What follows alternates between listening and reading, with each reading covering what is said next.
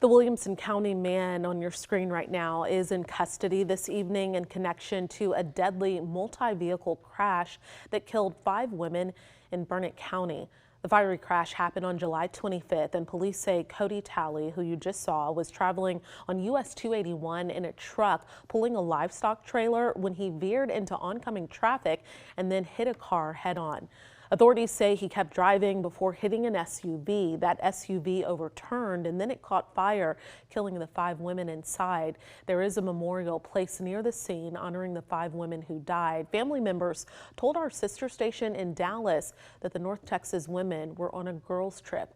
According to DPS, the drivers and passengers of the other vehicles had non-life-threatening injuries. Talley now faces 5 counts of manslaughter. First, a bomb threat forced an evacuation at a Chicago hotel housing Texas Democratic lawmakers who fled the state over congressional redistricting. Thanks for joining us. I'm Daniel Marin. And I'm Jennifer Sanders. That's all according to State House representatives. In a statement, Democratic Representative John Busey from the Austin area said, quote, "We've been threatened by the governor, the attorney general, and our colleagues in the House. This harmful discourse emboldens bad actors and encourages violence. It's unacceptable and needs to end." And Representative Ann Johnson, from a Democrat from Houston, also released a statement saying in part, quote, "We won't be intimidated. Texas Democrats are united, resolute, and more committed than ever to standing up for the people we represent. This moment demands courage, and we're ready to meet it," end quote. The Texas House Democratic Caucus says all the members in Chicago are safe. We did reach out to Governor Abbott's office for a statement on the threat. His press secretary said, quote, "First and foremost, violence or even the threat of it is unacceptable, and the governor condemns it without reservation. But to suggest that calling on Democrats to return to Texas and do their jobs is somehow inflammatory is absurd." Williamson County health officials are alerting after a mosquito trapped near a Leander Park tested positive for the West Nile virus. Our Kevin Bosker spoke with the expert tracking these samples to find out what happens now following the positive results. At the start of mosquito season this year, we told you about Jason Fritz. He traps mosquitoes for Williamson County. We've got some mosquitoes flying around in there. So some are alive, some are dead. Those mosquitoes would then be sent to the Department of State Health Services, DSHS, to be scanned for viruses. On August 5th, one of Fritz's samples from a Leander Park turned positive at DSHS. With that, the public health response on our end is working with the city of Leander to coordinate mosquito control this weekend to control the adult mosquito population in that area. That's done through spraying a pesticide in the area affected from the back of a truck. It's done overnight when our good bugs, the pollinators and things like that are inactive. We're targeting specifically this mosquito that is most active at night. Fritz says this season hasn't seen that many samples test positive due to the rain and major flooding washing away mosquito breeding sites. But he says that could change soon. Since it's dried up over the last week or two, it's allowed that water to stagnate and those mosquito populations to rebound, and we're seeing that.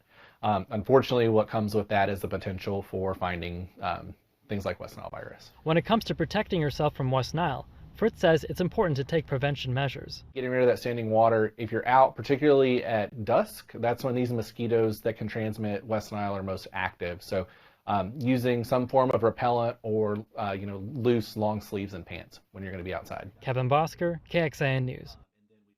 And going in depth now, climate change is the driving force behind new migration patterns for mosquitoes as they move to different places and increase the risk of mosquito-borne illnesses. According to the Environmental Protection Agency, warming temperatures are speeding up things like mosquito development and how much they bite. And as temperatures rise, mosquitoes are finding more favorable conditions in places that used to be too cold or too dry. The heat is also expanding their breeding seasons. As many public schools continue to face challenges when it comes to finances, Austin ISD hopes to rally the community around the district. Today, the district kicked off the Our Austin ISD campaign. The goal is to celebrate and strengthen public education by inspiring action. Community members are encouraged to donate money, volunteer, and share stories about how Austin ISD impacted their lives. But this comes as the district is still making tough decisions on how to stretch dollars. Adrian Muller says his time at LASA has helped prepare him for the future. They're always there to help you push you up, push you further along, and prep you for the future stages of your life. The rising junior, though, well aware his district is dealing with financial struggles, with a more than $19 million budget deficit to the general fund heading into the next school year. It was $120 million earlier this year. Program and positions have been cut to reduce that. Mueller has seen those impacts. I know in LASA, class sizes are growing. The reality is the future is still unclear. Austin ISD was supposed to get $9 million in funding from the federal government July 1st. That was delayed until the 25th. Austin ISD Superintendent Matias Segura says while the news of the money ultimately being released does provide short-term stability, it requires district leaders to plan thoughtfully for the future. They anticipate potential funding reductions in upcoming years and more job cuts, though. Impacting multilingual education, impacting tutoring support, after-school programming. And so for us, as we move forward, we want to protect those things. We have to think about doing them differently, but we want to protect them. But we can't rely on funding that we know is going to go away, right? So the freeze, was released, but those funds are going away in 26, 27. And that means more tough decisions ahead. This is about doing the hard work to ensure that our limited resources go where they need to be deployed. And that means doing cost reductions, going through school consolidations. Nabil Ramadna, KXAN News. And speaking of consolidations, we do expect to hear more next week on AISD's plan. Well, Texas students may not have to take the STAAR test starting in 2027. This afternoon, the Texas Senate Education Committee unanimously approved a bill to eliminate the STAAR test.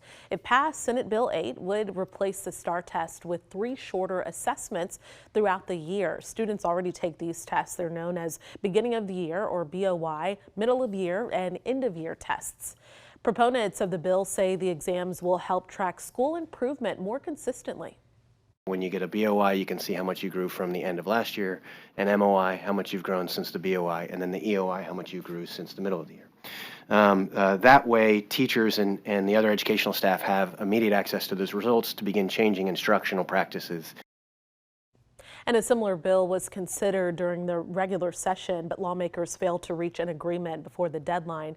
If SB 8 becomes law, the first year with no STAAR tests would be the 2027-28 school year. The bill will now head to the Senate floor, where it is expected to pass.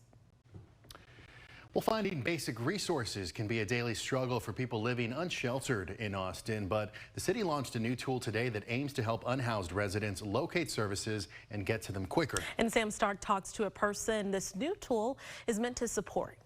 The biggest challenge is sometimes people just be looking at us all stupid, just because you're homeless and stuff, and they be looking at you all crazy. Sam said he recently fell back into homelessness and is trying to get back on his feet. I'm doing the best I can. He said it can be challenging for people living unhoused to find the things they need. It's kind of hard to find a place to put your head at night sometimes. We've been receiving feedback from unhoused residents, service providers, and advocates about needing better access to resources in the community, better visibility on those resources for several years. That's why today, Austin's Homeless Strategy Office launched a new platform called Open Now, which provides real-time information about where to access cooling centers, water fountains, hygiene amenities, and healthcare centers. It is in beta, so we are testing it. It is by no means perfect, and we'll be adding additional resources to Open Now over the coming weeks. The platform, which can be accessed on a computer or a mobile phone, looks like this, showing where and what unhoused people can access right now. That'd be good for the homeless people, that is around here right now. Sam Stark, KXAN News. And the city said not every unhoused person has a cell phone, but they hope the people who do can help those who don't. And they said the hope is to eventually launch Open Now kiosks for those who do not have mobile devices.